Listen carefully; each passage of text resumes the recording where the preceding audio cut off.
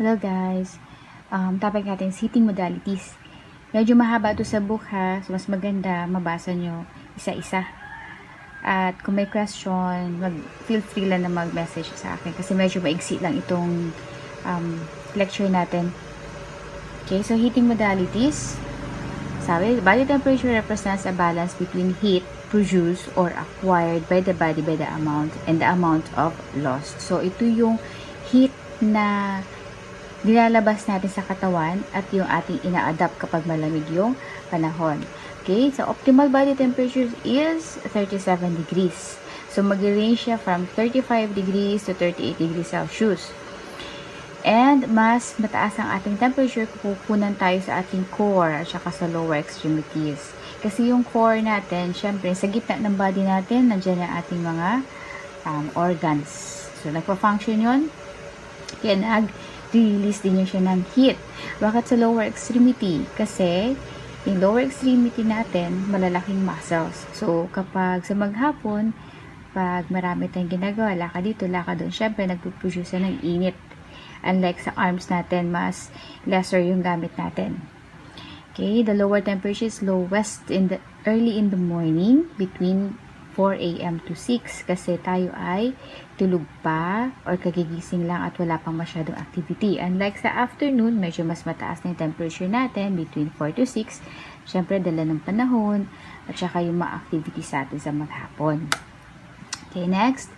Factors influencing body temperature. May mga factors tayo. First, yung age. Pag infant, medyo mas mataas ang temperature. Mas, compare doon sa young children, mas mataas yan kumpara sa infant kasi syempre mas active na yan. So, minsan yung infant, sa experience ko, minsan may time na okay sila, minsan may init. Pero normal naman yung kanilang temperature. At sa elderly, yan, medyo mababa kasi mas lesser na yung kanilang activity. And the next, the activity. Kapag tayo ay palagi nag-exercise or masyado na tayong busy sa bahay, marami tayong ginawa, mainit sa katawan kasi nagre-release tayo. Unlike kapag sedentary lang, nakaupo lang sa harap ng computer, yan, mas mababa or normal lang yung temperature. And next is the ingestion of warm and cold water. For example, kumain ka ng noodles, sa cup noodles na naglagay ka ng mainit, syempre yung body mo iinit or uminom ka ng mainit na kape. Kumain ka naman ng halo-halo, syempre malamig, mag-cool down yung body temp mo. And time of the day, syempre pag araw, mainit, mataas ang temperature. Unlike sa madaling araw at sa gabi. Menstrual cycle. Yan, sa mga girls, kapag malapit na ang menstruation or during menstruation, mainit sa katawan. Pregnancy, lagi mataas ang kanilang body temp sa pregnancy kasi nagkakaroon ng abnormality doon sa hormones. External environment. Okay, yan, katulad kaya sabi ko, pag mainit yung panahon, pag araw, syempre, mainit sa katawan. Kapag gabi naman, pag madilim na, at yan na. Mababa na rin yung body temperature. Measure site. Meron tayong 3 measuring sites. So, depende yan. Mas mataas kapag sa anal temperature ang kukunin natin. Second, oral. And next is axillary temperature. Kung kukuha pala kayo, hindi siya po pwedeng kung ano yung ginamit mo sa oral, yun din ang gagamitin mo sa anal ha.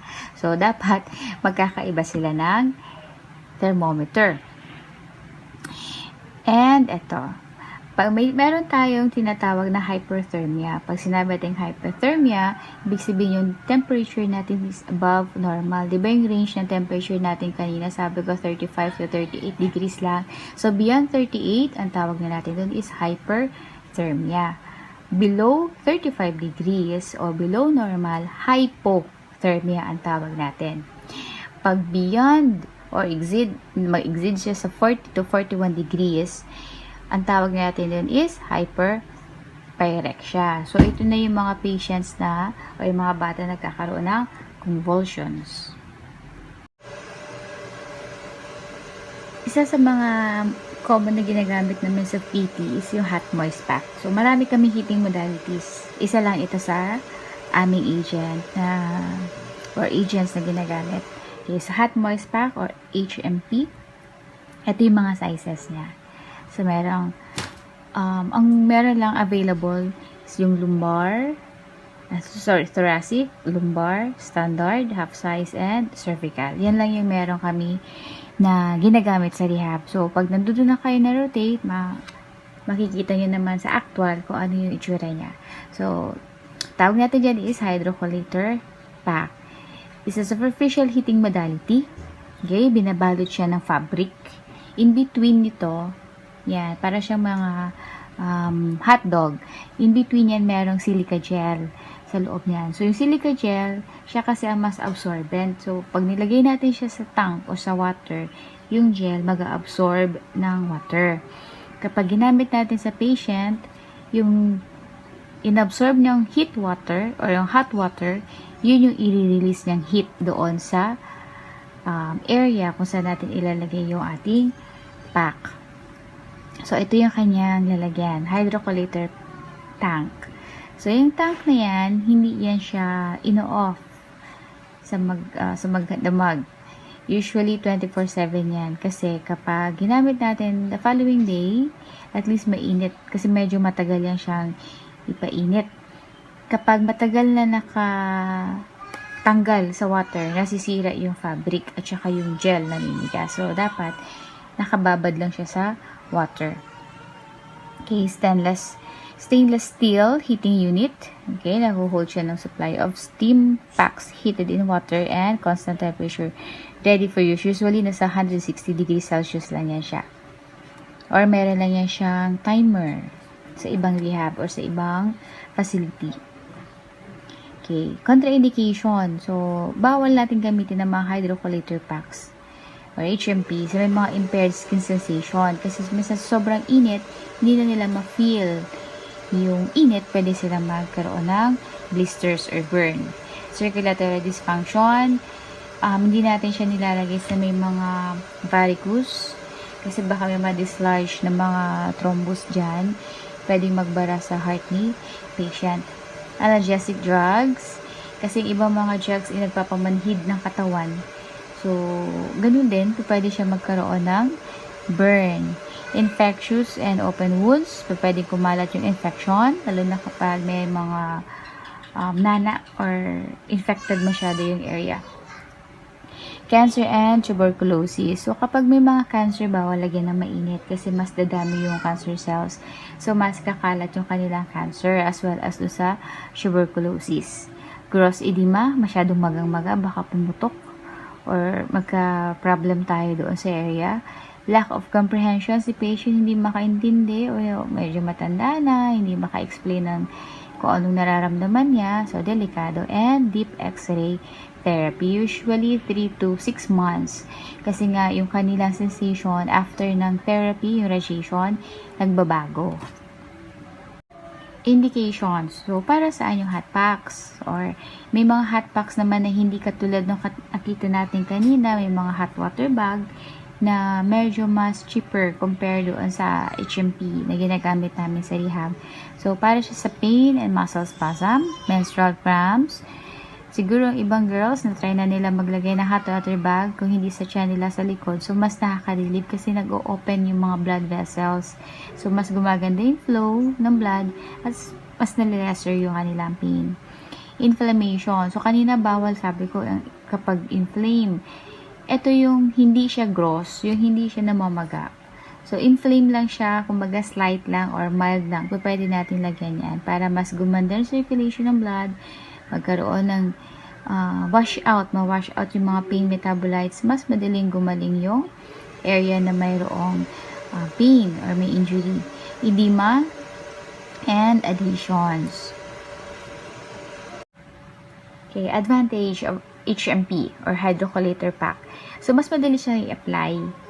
Okay, so pwedeng tayo yung mag-apply, i-wrap lang natin na maayos, pwede na natin gamitin. And moist heat has more sedative effect. Pag mas mainit siya, mas nakaka-relax. So, bantayan natin yung mga patients natin kasi Minsan pag na-relax na sila o na-sedate na sila, nakakatulog. So, pwede sila magkaroon ng blisters. Maximal temperature are more uniform compared sa electrical heating pad. Kasi yung ating hot packs, sabi ko nga, nakababad siya sa water. Yung silica gel, siya nagre-release ng water. Kaya pa naglagay tayo ng hot packs, nagmo-moist, nababasa yung ating towel. So, mas maganda yun compared sa electrical. Kasi electrical, since pag nakasaksak siya, tuloy-tuloy yung init. Pag yung hot packs naman ang ginamit natin, pag na-release niya na yung water, unti-unti na yan siyang lalamig. So, ang gamit lang natin is 20 minutes. And, patient does not need much handling. Kasi ibabalot lang niya. Pag na-wrap niya na, pwede niya nang ilagay doon sa treated area. Okay, next, disadvantage of hydrocollator pack. So, kapag gamit ng hydrocollator pack, may mga areas na hindi natin malagyan kaagad-agad or mahirap siyang hawakan or hindi natin kaagad pwedeng maipatong lang doon sa area. Like, for example, sa shoulder, pwede tayong malagyan ng hot packs dyan, pero hahawakan natin kung malaki yung ating hot packs. Kung maliit naman, ililipat-lipat natin ng area at saka sa hip. Compared sa likod natin, pag dumapa si patient o dumapa tayo, pinatong natin dyan, mas nakakalapat siya ng husto. And next is heavy. May mga hydrocollator packs kasi na medyo malaki. So, depende sa size. Kapag medyo malaki na, like for example, yung lumbar or yung kanyang thoracic size, yan, medyo mabigat. Kasi syempre may water na nga yun. At basa pa or may towel pa, mas mabigat siya. And may tendency siya mag-cause ng skin rash. So, make sure yung ating patient i-skin test muna natin bago natin lalagyan ng hydrocollator packs. Kasi medyo mainit siya, diba? So, ibang patient kasi may mga allergy kapag naglalagay tayo ng mainit. So, yan.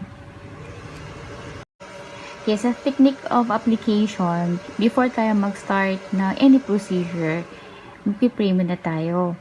Pwede nating isama si patient na mag-pray or before tayo mag-start, kaya tayo na lang yung mag-pray na syempre, mas maging effective sana at saka safe yung gagawin natin procedure kay patient. Don't forget to ask yung consent at magpakilala kayo kay patient. At mas maganda na rin kung i-check ninyo yung blood pressure ni patient before kayo maglagay ng heating. Kasi kapag merong heating, tumataas yung temperature ni patient o yung kanyang BP. Okay? And decide what HMP or hydro hot moist pack ating gagamitin. Kapag maliit na area, mas maliit din yung ating hot packs. Kapag mas malaki, syempre mas malaki rin nating gagamiting hot packs. And position the patient with the part to be treated. So, kung ano lang yung iti-treat natin kay patient, yun lang yung naka-expose. Okay? So, next is yung test patient sensation. Kailangan meron tayong test tube. Minsan, ano na lang ginagamit namin dyan? Towel. Kapag may malamig at saka mainit. But to make sure na okay yung kanila or intact yung kanila sensation. Okay, next is explain the procedure. Okay, ma'am, sir, ganito po yung ating gagawin. Lalagyan ko po kayo ng hot packs or cold. Yan. Kailangan alam ng pasyente yung i-expect niyang result. Okay, next is, syempre, ilagay mo na yung hot packs. Itatay mo siya within 20 minutes. Okay, check every 5 minutes kung okay yung init. Pag masyadong mainit, dagdag ng towel. So, 20 minutes yon yung ating procedure. Pero before mag-end yung 20 minutes, malamig na rin yung ating hot packs. Okay, next is contrast bath. Sa contrast bath, from the word contrast, ibig sabihin, mayroong magka-contra. So, gagamit tayo ng hot water and cold water. Okay? So, the contrast bath consists of immersing a body part. Okay? Alternate natin sa hot and cold water. Okay? Superficial heating din siya. Katulad siya ng hot moist pack. Superficial heating. So, dalawa na. Ang ating superficial heating is yung hot packs and second is contrast bath. So, kailangan meron tayong pang-check ng water. Okay? So, ang gagamiting hot water is nasa 100 degrees Fahrenheit to 110. And sa cold naman is 55 to 65. So, yan yung range niya. Tandaan niyo para hindi ma-burn si patient. Kasi kapag too much yung lamig, pwede siya magkaroon ng burn. Same as doon sa hot water. Yan, indications. Ayan. So, for local infections, muscle and joint spasm, or pains, headache. Okay, so po pwede siyang gamitin kapag masakit ang ulo. So, aside sa headache, pwede natin gamitin sa edema. Pero yung edema na to, hindi yung gross. So, medyo very mild lang siya. Kasi kapag gross, pwede siyang bumutok o mas mag-worsen yung condition ng pasyente natin. Blood vessels disease of the veins or arteries. So, depende ito sa doctor. Kailangan may consent or may assessment galing sa doctor. Kasi baka mamaya maibigay natin doon sa area na possible na magkaroon ng clot. So, delikado. Like for example, si patient may arterial disease or meron siyang varicose na severe, varicose veins. Yan. So, hindi po pwede. Precaution. So, make sure na yung temperature ng ating gagamiting water is hindi siya masyadong malamig, hindi rin masyadong mainit. Kasi syempre, po pwede mag-cause ng burn kay patient. And also be careful to spread the infection. Okay? So next is to avoid treating in area where there is tendency to bleed. Kasi pag may bleeding, syempre, pag mayroong init, syempre may vasodilation. Pag may vasodilation, mas bibilis yung flow ng blood. So, baka ang tendency niyan, ma-hemorrhage si patient o hindi natin ma-stop kaagad yung kanyang bleeding. And, halimbawa, si patient, gusto mong i-massage after mo i-contrast bath. So, mag-i-end ka sa warm water. Okay? Para mas maganda yung feeling ng treatment kay patient. Okay, next, the application. So, before tayo mag-start, kasi sinabi ko kanina, mag-pray para maging effective yung treatment natin. Okay, so, introduce yourself, ask ka ng consent, at saka i-check mo yung blood vessel yung blood pressure ni patient. Next, prepare mo materials. Okay, so, dapat na-explain mo na rin sa pasyente yan, yung gagawin yung procedure. Okay, so yan. Magko-contrast bath tayo. Begin with hot or warm water. And kailangan yung temperature pala nito, pag maglalagay tayo, hindi bigla ang mainit. So dahan-dahan natin i-increase yung init ng water. So depende sa comfortability ng pasyente natin. So yung area, yung paa ni patient, ilalagay natin sa basin. Okay? So, ang position pala ni patient, nakaupo siya. Nakaupo siya, mag-prepare tayo ng dalawang basin. Kasi yung isang basin para sa cold water, ang isang basin sa hot water. Okay? And then, kung nakaupo na siya sa chair, ilalagay natin yung isang basin sa harap niya. So, yung paa niya, nakalagay doon sa isang basin na mayroong warm water. Okay, so kung nakalagay na doon, unti-unti nating lagyan ng hot water. So, si patient, depende yung kanyang yung init ng water, depende sa kanyang comfortability. So, ibabad muna natin yung kanyang paa sa warm water for 3 to 4 minutes. After nun, i-transfer natin yung paa niya doon sa isa pang basin na prepare natin na mayroong cold water. So, dalawang basin ha. Yung isang basin may warm water, yung isang basin may cold water. So, nakaupo na si patient sa chair. Yung paa niya, una mo ilalagay sa warm water for 3 to 4 minutes. And after 3 to 4 minutes, yung paa ni patient, ililipat mo doon sa isang basin na may cold water. So, 1.5 to 1 minute. Okay? So, total yan is 5 minutes.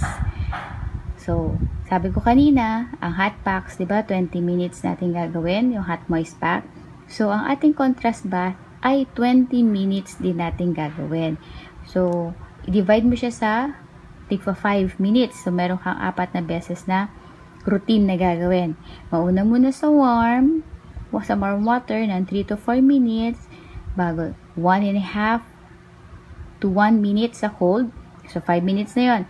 Then, 2 to 3 3 to 4 minutes ulit sa cold water, sa warm water. So, ulit-ulitin nyo lang yung procedure na yun. Warm, cold, hanggang maubos nyo yung 20 minutes. So, mag-e-end tayo with warm water kapag mag-massage tayo kay patient. Pero kung namamaga yung kanyang leg or gusto natin na ma-lessen yung edema, mag-e-end tayo sa cold water. Okay, so treatment time, 20 to 30 minutes. Pero usually, 20 minutes yung ating treatment time. So, after that, punasan na natin yung area. Then, rest the patient ng 3 to 60 minutes after treatment. So, ganito ang position ni patient. Nakaupo siya, may dalawang basin, mauna siya muna dito ng 3 to 4 minutes sa warm water. So, pagkatapos natin yung 3 to 4 minutes, lipat yung paa ni patient dito sa cold water. So, total of 20 minutes. Yan. So, hindi lang siya basta nakaupo. Kasi ito kanina nakaupo lang siya. So, sa 20 minutes, yan to. Ika-cover natin siya ng blanket. So, mas maganda pa para ma-regulate natin yung kanyang temperature na hindi masyadong magtaas. Lalagyan natin siya ng cold compress. Okay? Sa lalagay cold compress, so noon ni patient. Next, hot foot bath. So, hot foot bath. Meron lang tayong warm water. Unlike sa contrast bath, may warm at saka may cold. So, ito is hot foot bath. So, warm water lang gamit natin. So, ganyan ang procedure ni patient. The same. Okay? Wala lang tayong warm water. Wala lang tayong cold water. So, meron lang tayong warm. Okay, so, hot foot bath consists of placing the feet in hot water, dips enough to completely cover the ankle. So, yung water natin hanggang sa ankle lang ni patient. So, kailangan natin ginagamit yung hot foot bath kapag chest and back fermentation tayo kay patient. Okay? So, kapag may fever si patient or may stomach aches, pwede natin sabay ang hot foot bath. Kung minsan sa rehab, pag may lagnat si patient at ubo, so, paggamitin namin sila or papagawa namin sa kanila ang chest and back fermentation, sinasabay namin yung hot foot bath para mas effective yung treatment. Okay? Superficial heating din siya, katulad siya ng heating modality na hot packs at saka yung contrast bath. So, ayan, indications niya. Prevents or shorten colds, chest congestions, flu, and coughs. Pelvic cramps, headache, nosebleeds, toothaches, fatigue, and preparation for body massage. Preparation or precautions. Use only mild heat in diabetic patients. Siyempre, impaired yung kanilang sensation. Pwede sila mag-burn kapag too much yung init. Be careful when adding the hot water. So, pag nag-add tayo ng hot water, dapat malayo sa paa ni patient. Doon din sa basin. Pero, ilalayo lang natin sa paa ni patient. Application. So, same procedure. Pwede mo siyang i-apply kapag nakahiga or nakaupo. So, kapag nakaupo si patient, katulad ng position ng contrast bath, nakaupo sa chair, may warm water sa kanyang paa, syempre may basin tayo doon, at may cover, may blanket, at may cold compress sa noo. Okay, so treatment time is 20 minutes. Next is hot seats bath. So, hot seats. Meron tayong ginagamit na chair para sa hot seats. Pero ang iba kasi, katulad niyan, ang iba sa toilet lang. Okay? Tulad dito. Yan. So, pag medyo yung iba may mga kaya, meron silang ganito. Afford nilang bumili niyan. Pero kasi sa rehab, kung ma-rotate kayo doon, ang chair na ginagamit namin is wooden. So, may iba-ibang klase kasi yan. Yan, katulad niyan. So, sa hot seats, ganito ang position niya. Meron din siyang blanket at may cold compress sa noo. So, para hindi mag-shoot up yung kanyang body temp. body temperature. Okay, so para saan ba yung hot stitch bath? So, ginagamit natin to for pre and post hemorrhoidectomy. So, sa may mga hemorrhoids, tinatanggal kapag uoperahan or pagkatapos operahan. Okay, before and after siya operahan ng kanyang hemorrhoids, yan, pinapagamit natin sila ng hot stitch bath. O may pelvic cramps, dysmenorrhea, or postpartum. Sa mga normal delivery na, syempre sila yung mga umiri. So, pwede natin paggamit ng hot stitch bath kasi mas mabilis yung circulation ng blood, mas maganda, at mas mabilis gumaling yung sugat. So, ayan. Same procedure na application. Mag-pray muna, pakilala, consent, and check mo yung kanyang blood pressure. Okay, prepare the materials, yung uupuan ni patient. So, dapat pala pa nagpiprepare din ng chair. Mas magandang lagyan ng rug, yung ilalim nung tawag na nga dito, ng kanilang basin. Yan, so para hindi madulas. Okay, so ayan, kailangan yung temperature ng room ay warm, hindi malamig kasi syempre madaling lumamig yung iyong hot water. And explain mo yung procedure. Yung hot moist pack, contrast bath, hot foot bath, chest and back fomentation, lahat yon 20 minutes. Pag sinabi natin hot stitch bath, ang kanyang treatment time ay 15 minutes lang. So, medyo mas maigsi siya. Ayan, chest and back fomentation. So, sa chest and back fomentation, okay, it is the application of hot, wet, cold, or towel to a body part. So, meron tayong hot packs sa dibdib, meron din sa likod ng pasyente. So, usually, sa PT, ginagamit namin ito para sa mga patients with cough and colds. So, kapag medyo sticky yung kanilang cough, pinapa-chest and back namin sila para mas lumuwag yung daanan ng kanilang paghinga. And after chest and back, magka-cupping massage kami. So, kung makita niyo yung video na cupping, yung nakakup yung hand ko, tapos pinapalo ko yung likod ni patient, yun yung cupping massage. Okay, so yan ang indications niya. Chest congestions in colds or flu, function of the internal organs. Okay, sa mga painful nerves, muscle and joints pain, difficulty in sleeping kasi mayroong init, so nakakasedate siya, and preparation for massage. Indications, precautions. Okay, be careful not to burn the patient. Always check the patient every 5 minutes. Avoid bony surfaces kasi mainit.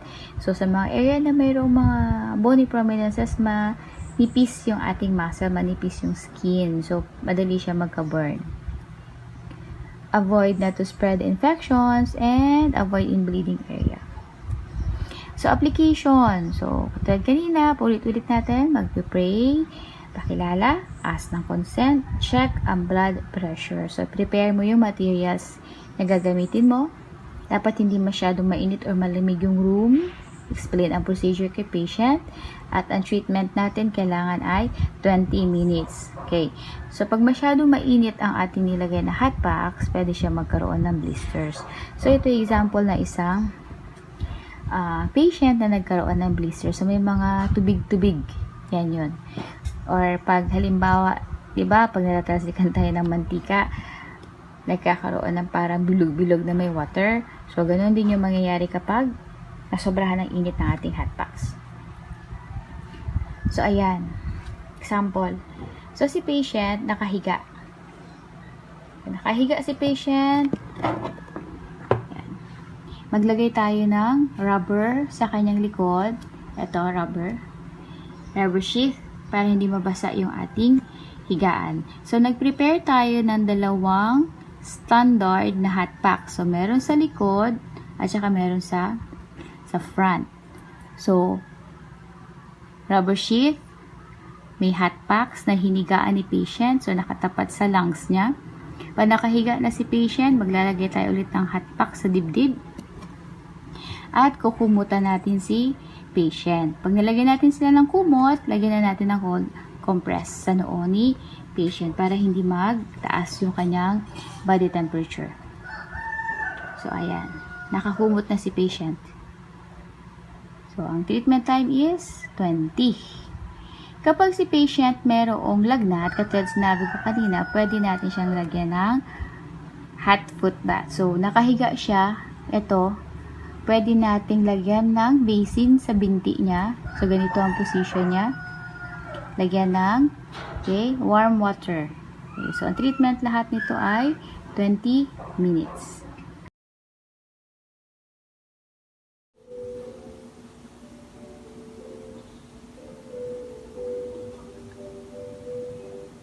So, kapag na-cover tayo ng hot bath, so, cervical na ating na-cover, dapat meron din namang towels.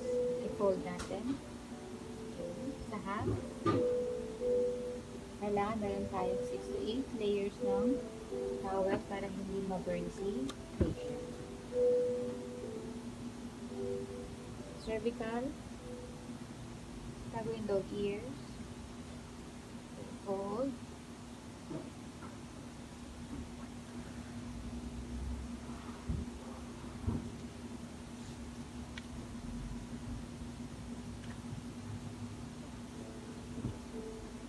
So, yung mas makapal na towel, mas makapal na side, yun yung itatouch natin sa body ni patient. So, kapag medyo mainit, pwede tayo magdagdag na towel para hindi ma-burn si patient. So, lengthwise ang pagtupi sa ating cervical.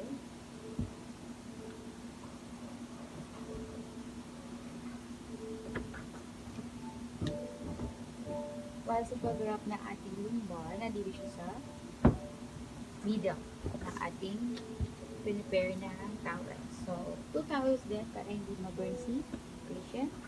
Fold lang sa top or sa middle. So, yan siya.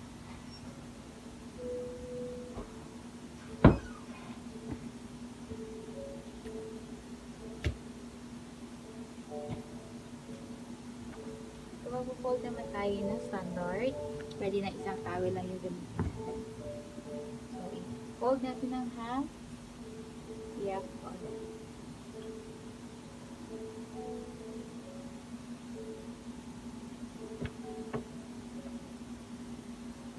Open natin. Open.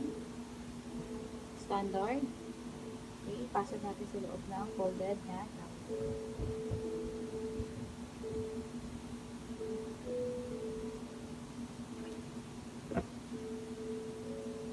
Tawag dog ears para hindi mag-drip yung hot water. Standard.